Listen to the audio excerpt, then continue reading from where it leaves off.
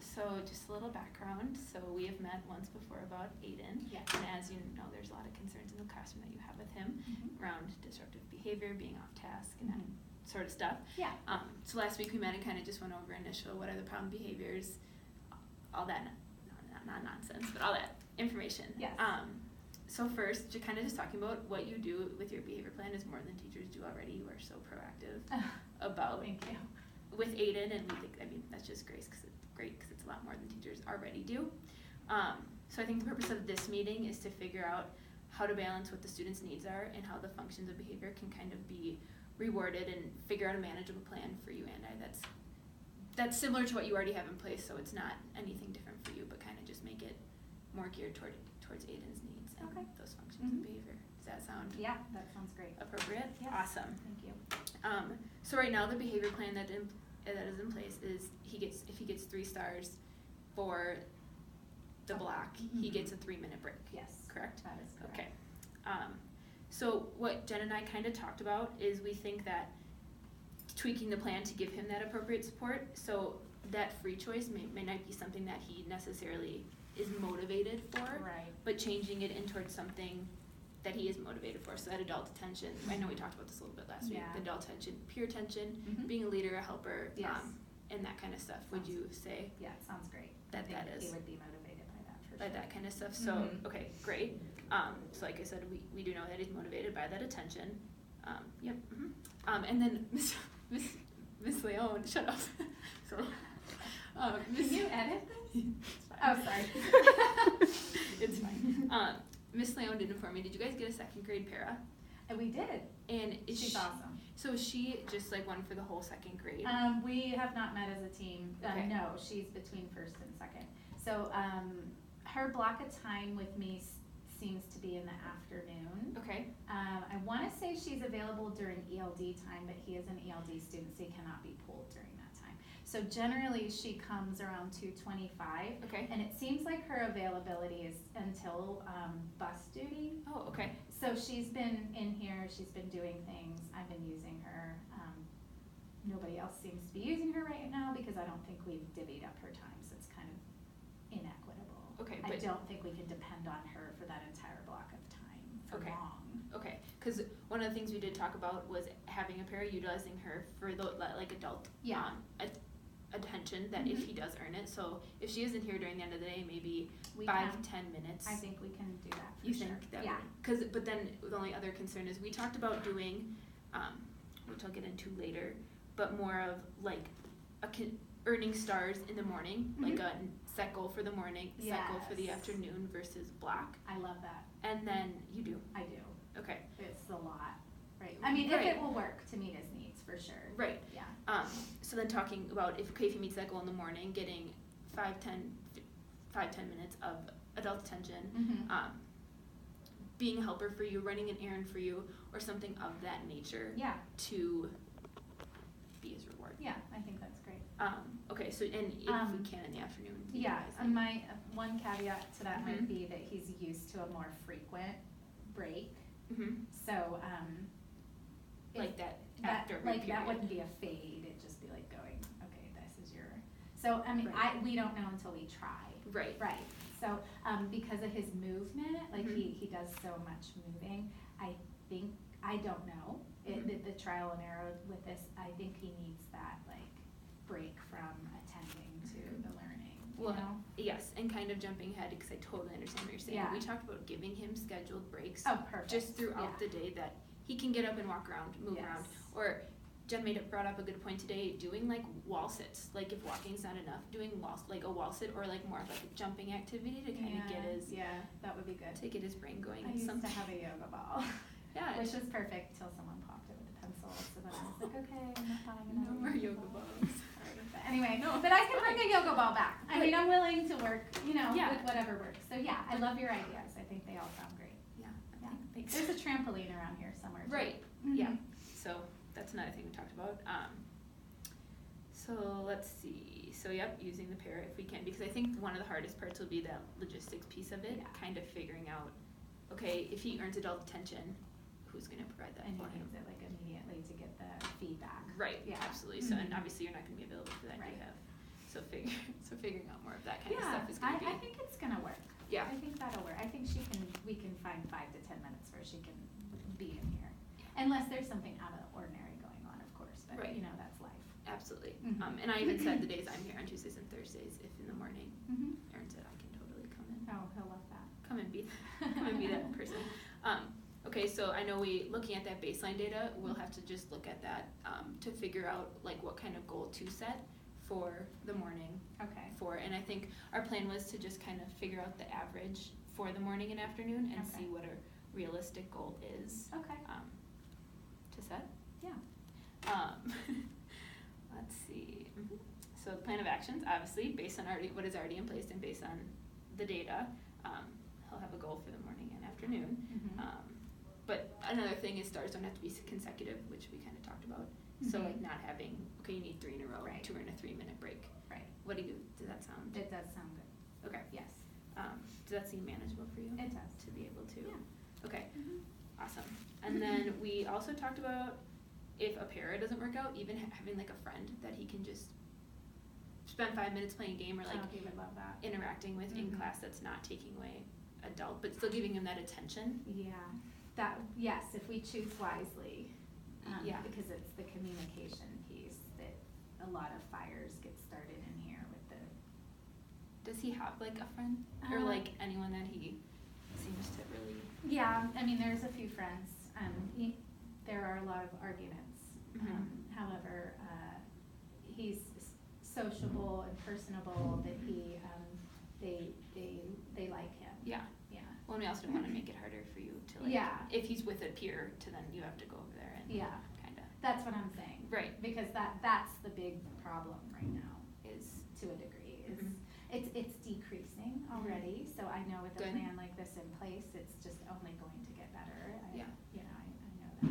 So, but yeah, I can really start to watch a little more. I'm thinking of one person right now, but I think we need more than one. Well, yeah, and even if that peer doesn't work, like we said, being that helper might also work. So, hey, Aiden, can that's you go like run this a bunch paper? of 3 options right there. That's great. And that's giving him attention. That's giving him a job. That's active. Yeah. All things. He's so helpful. He loves that. He's gonna love it. Okay. Yeah. Awesome. Well, that's very good. Yeah. No, good. So like we said, it's already what's in place, just bumping up the expectations. So we talked about helper jobs. So instead of free time as an earned break, using those other pieces. Let's see. Talked about scheduled breaks. So we said 1 in the morning and 1 in the afternoon, which can totally be flexible. That was kind of just like a brainstorm to give him that time, because you said if he is doing flips off the he's table. Very active. He climbs and he hangs and he swings and he's got to be moving. And so I intend to order some bands for the chair legs and like a wiggle seat. So I'm going to implement that on my own, but he does need the movement. Yeah. Do you think scheduled breaks are something that? Yeah, I mean, definitely.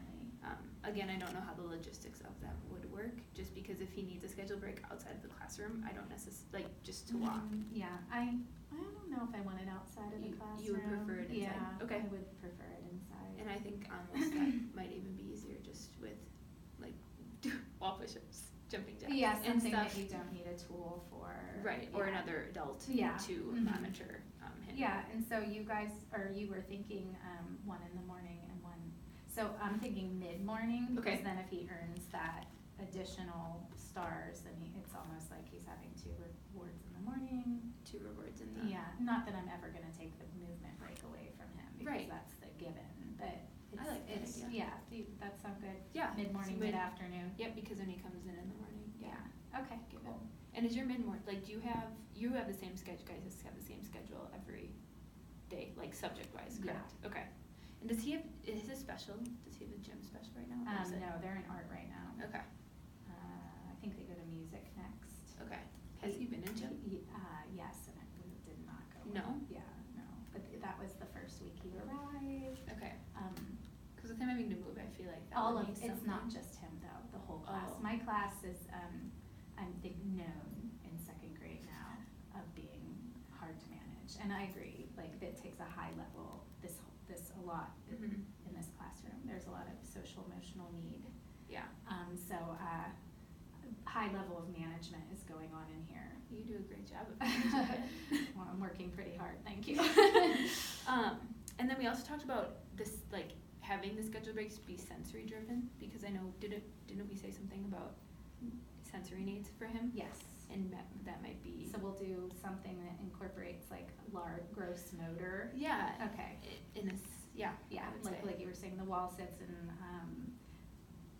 trampoline. Like, I know you can't get a trampoline in here because all the kids would be on it. Right. I suppose he could do a scheduled break outside of the room. It's just coverage for it.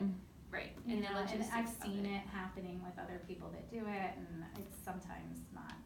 I just don't want to get into that circumstance of him needing one and then no one being available to monitor it, and then like some teachers let them go like with a timer. I just don't feel comfortable doing that. Completely fine. Okay. Yeah. And I might, I can get the yoga ball in here, because when I had the yoga ball before, I don't know if this classroom can handle having a yoga ball in here, but when I had the yoga ball before, I taught them how to like lay on top of it and like do the roll and sit and do the back. No, they were pretty good. Like they did follow the expectations. It wasn't crazy. However, the dynamic in here, I don't necessarily think they can handle a yoga ball. Well, and I wonder, like, I know yoga ball is like pretty big and pretty, it's distracting. But like, I know they have those like seat wobbles too. You know, those like seat things that like they're kind of expensive. Are they? Yeah. But yeah, I'll wrap my brain around it. I can think of some things. I could put some visuals like of movements, like large gross motor movements on the wall, tape it somewhere. I just don't know if he has the impulse control to maintain, like, without making it crazy. Right. Well, and then you also get concerned if he is doing whatever he's doing during that break, and then it's hard for him to transition. Right, because then he would have to have some deep breathing to calm down and come back. Right. So yeah, that's something to think about. Right, when you're taking those breaks, because. So I like your idea about the wall sits though, 'cause it's like a static movement, but it's like working the muscles. We could try that first. Yeah. But I'm just thinking about it even now, like him being a distraction for the other, like him vocally saying like, oh, look at me, I'm doing something, because I could see him. Yeah. See him using that as an attention seeker. Yeah. Right. Yeah. Seeking behavior. All right. So then another thing I learned in my class on Wednesday is this doesn't really pertain to you because me or Jen would be the one administering it, but it's called the can't do, won't do assessment. Oh. So it's about wondering if it's refusal or they actually like have a deficit in that area. So I know when we talked about, you don't know if it's a thing for attention or if it's a will thing. He's not defiant. No? It seems like he cannot control his body sometimes. Like I'm totally in it's an impulse. Versus he can't not do it. Yeah. Okay. He is completely capable. Okay. And he wants to. He's not defiant. He's not, I haven't seen him be aggressive. Okay. He's not willful. He hasn't been thus far. And you think he completely understands everything? Absolutely. Okay. Absolutely. Well, that's no doubt in my mind. Okay. Yeah. Because I knew originally it was kind of like, maybe. So I was like, oh, maybe this will be something. I've gotten to know him. You think? Yeah, a little. Okay. Quite different. Okay. Yeah, I definitely don't think he doesn't understand. I think he needs some teaching and coaching a lot around communication and appropriate behaviors and how problem solving skills. I mean, there's a lot, and that's not just him. Like I'm saying, it's a lot of the children in this room, and we're doing that work. Yeah. And they're taking it on. Okay. It's a lot of modeling communication, modeling how we ask for things, modeling how we problem solve a conflict in the moment. Well, I've seen it in here teaching. Like if something comes up, you say to the whole class, "Did so and so? What could they say?" Yeah, and generally I would handle those situations privately, but because the need is so great in here for many of them, we're just whole grouping it now. And I can see a drastic improvement. I mean, it's taking away a lot of teaching time, but it's so valuable because they can't learn anyway. For every if we're fighting all the time, so so I'm good with it. Yeah. Okay, so scratch the assessment. So then kind of going forward. 5 seconds. My fault. No, it's fine. So forward about changing the behavior sheet, Mm-hmm. I am more than willing, me and Jen are more than willing to do it, so you don't have to worry about. I will not say no to that. Okay, and then if you want, I know you might want to do this more than I would, but I would be willing to, having that conversation with Aiden, being like, hey, the way your behavior sheet is gonna look is gonna be different. I would prefer to do it, but if Totally, you need to do no, it for I some do reason. not need to do it. Okay. I just wanted to give you that Yeah, option if it was gonna be that's all a me. bigger issue. Okay, perfect. Thank you. Yeah, so I can take care of more of the logistics, and like the barriers are, so logistics, who can provide that game time, who can provide that adult attention, is going to be things that are gonna have to be worked out. Mm-hmm.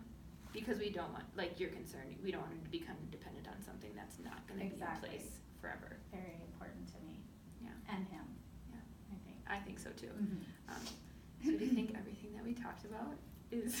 I'm excited. Okay. Yeah. Good. Thanks for all Can your I help. Yeah. Thank Can I you. stop? Yeah.